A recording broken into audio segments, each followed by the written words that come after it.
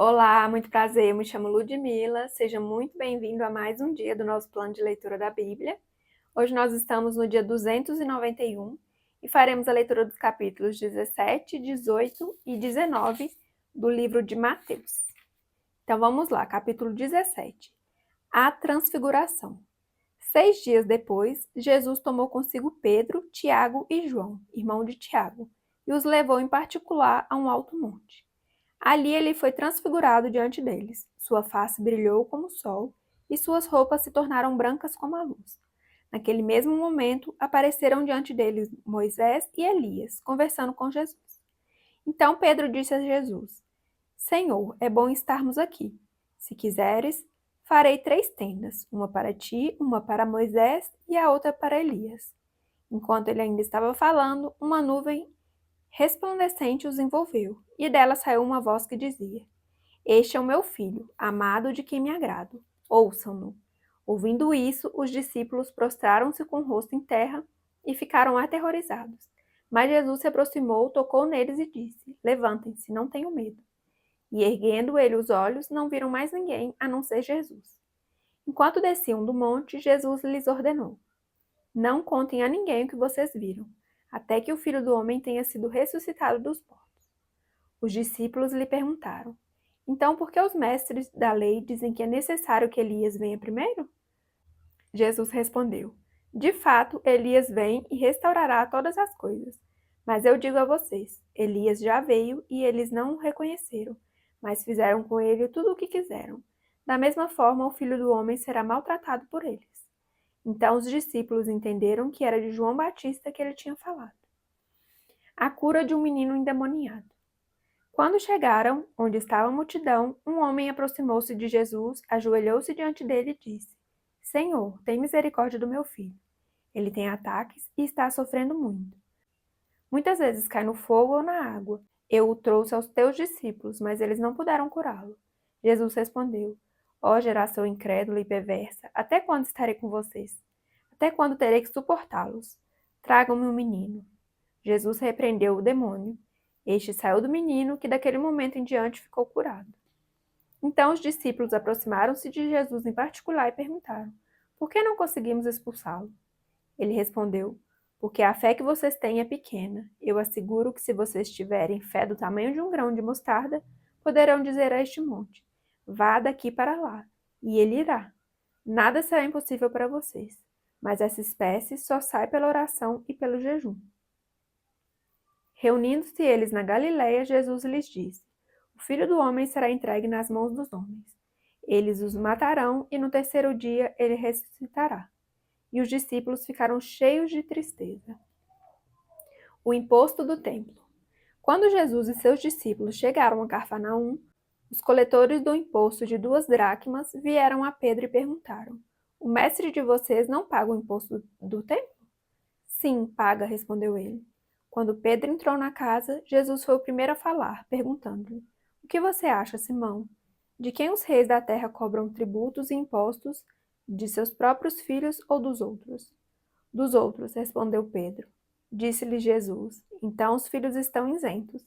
Mas, para não escandalizá-los, vá ao mar e jogue o anzol. Tire o primeiro peixe que você pegar, abra-lhe a boca e você encontrará uma moeda de 4 dracmas. Pegue-a e entregue a eles, para pagar o meu imposto e o seu.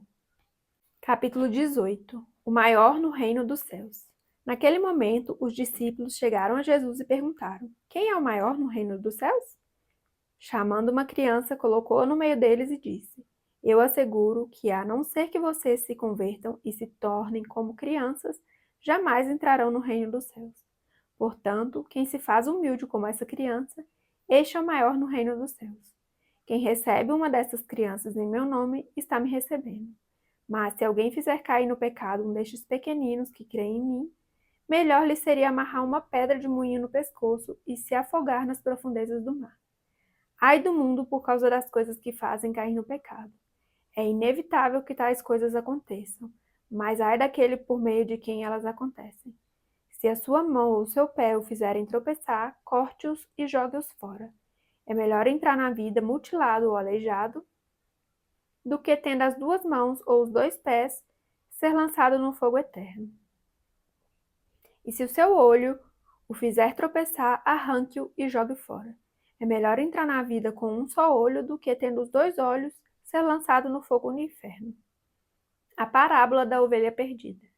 Cuidado para não desprezarem um só destes pequeninos, pois eu digo que os anjos deles nos céus estão sempre vendo a face de meu Pai Celeste. O Filho do Homem veio para salvar o que se havia perdido. O que acham vocês? Se alguém possui 100 ovelhas e uma delas se perde, não deixará as 99 nos montes indo procurar a que se perdeu?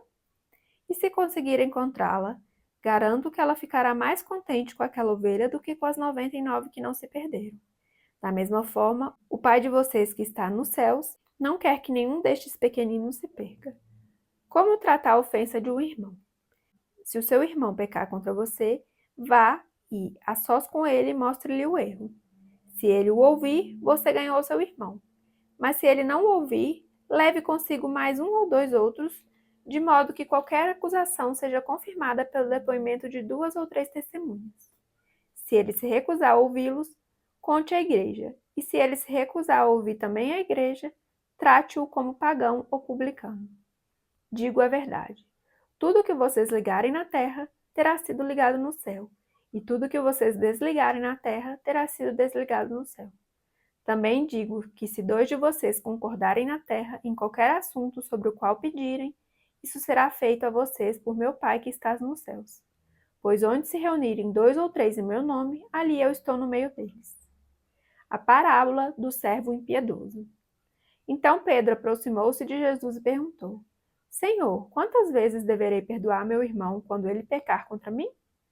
Até 7 vezes? Jesus respondeu: Eu digo a você, não até 7, mas até 70 vezes 7. Por isso, o reino dos céus é como um rei que desejava acertar contas com seus servos. Quando começou o acerto, foi trazido à sua presença um que lhe devia uma enorme quantidade de prata. Como não tinha condições de pagar, o Senhor ordenou que ele, sua mulher, seus filhos e tudo o que ele possuía fossem vendidos para pagar a dívida. O servo prostrou-se diante dele e lhe implorou: Tenha paciência comigo, e eu te pagarei tudo. O senhor daquele servo teve compaixão dele, cancelou a dívida e o deixou ir. Mas, quando aquele servo saiu, encontrou um de seus conservos que lhe devia 100 denários. Agarrou-o e começou a sufocá-lo, dizendo: Pague-me o que deve. Então seu conservo caiu de joelhos e implorou-lhe: Tenha paciência comigo, e eu pagarei a você. Mas ele não quis. Antes saiu e mandou lançá-lo na prisão, até que pagasse a dívida. Quando os outros servos, companheiros dele, viram o que havia acontecido, ficaram muito tristes e foram contar ao seu senhor tudo o que havia acontecido. Então o senhor chamou o servo e disse: Servo mau, cancelei toda a sua dívida porque você me implorou. Você não devia ter tido misericórdia do seu conservo como eu tive de você? Irado, seu senhor entregou-o aos torturadores até que pagasse tudo o que devia. Assim também fará meu Pai Celestial a vocês, se cada um de vocês não perdoar de coração a seu irmão. Capítulo 19. A questão do divórcio. Quando acabou de dizer essas coisas, Jesus saiu da Galileia e foi para a região da Judéia, no outro lado do Jordão. Grandes multidões o seguiam e ele as curou ali. Alguns fariseus aproximaram-se dele para pô-lo à prova e perguntaram-lhe: É permitido ao homem divorciar-se de sua mulher por qualquer motivo? Ele respondeu: Vocês não leram que no princípio o Criador os fez homem e mulher e disse: Por essa razão o homem deixará pai e mãe e se unirá à sua mulher, e os dois se tornarão uma só carne? Assim, eles já não são dois, mas sim uma só carne. Portanto, o que Deus uniu, ninguém separe. Perguntaram eles: Então, por que Moisés mandou dar uma certidão de divórcio à mulher e mandá-la embora? Jesus respondeu: Moisés permitiu que vocês se divorciassem de suas mulheres por causa da dureza de coração de vocês. Mas não foi assim desde o princípio. Eu digo que todo aquele que se divorciar de sua mulher, exceto por imoralidade sexual, e se casar com outra mulher, estará cometendo adultério. Os discípulos lhe disseram: Se esta é a situação entre o homem e sua mulher, é melhor não casar. Jesus respondeu: Nem todos têm condições de aceitar essa palavra, somente aqueles a quem isso é dado. Alguns são eunucos porque nasceram assim, outros foram feitos assim pelos homens. Outros ainda se fizeram eunucos, por causa do reino dos céus. Quem puder aceitar isso, aceite. Jesus e as crianças. Depois trouxeram crianças a Jesus para que lhes impusessem as mãos e orassem por elas. Mas os discípulos os repreendiam. Então disse Jesus: Deixem vir a mim as crianças, e não as impeçam, pois o reino dos céus pertence aos que são semelhantes a elas. Depois de lhes impor as mãos, partiu dali. O jovem rico. Eis que alguém se aproximou de Jesus e lhe perguntou: Mestre, que farei de bom para ter a vida eterna? Respondeu-lhe Jesus: Por que você me pergunta sobre o que é bom? Há somente um que é bom. Se você quer entrar na vida, obedeça aos mandamentos. Quais? Perguntou ele. Jesus respondeu: Não matarás, não adulterarás, não furtarás, não darás falso testemunho, honra teu pai e tua mãe, e amarás o teu próximo como a ti mesmo. Disse-lhe o jovem: A tudo isso tenho obedecido. O que me falta ainda? Jesus respondeu: Se você quer ser perfeito, vá, venda os seus bens e dê o dinheiro aos pobres, e você terá um tesouro nos céus. Depois venha e siga-me. Ouvindo isso, o jovem afastou-se triste porque tinha muitas riquezas. Então Jesus disse aos discípulos: Digo a verdade, dificilmente um rico entrará no reino dos céus. E digo ainda, é mais fácil passar um camelo pelo fundo de uma agulha do que um rico entrar no reino de Deus. Ao ouvirem isso, os discípulos ficaram perplexos e perguntaram: Neste caso, quem pode ser salvo? Jesus olhou para eles e respondeu: Para o homem é impossível, mas para Deus todas as coisas são possíveis. Então Pedro lhe respondeu: Nós deixamos tudo para seguir-te. Que será de nós? Jesus lhes disse: Digo a vocês a verdade. Por ocasião da regeneração de todas as coisas, quando o Filho do Homem se assentar em seu trono glorioso, vocês que me seguiram também se assentarão em 12 tronos, para julgar as 12 tribos de Israel.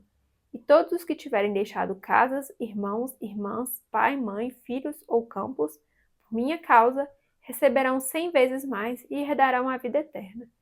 Contudo, muitos primeiros serão últimos, e muitos últimos serão primeiros.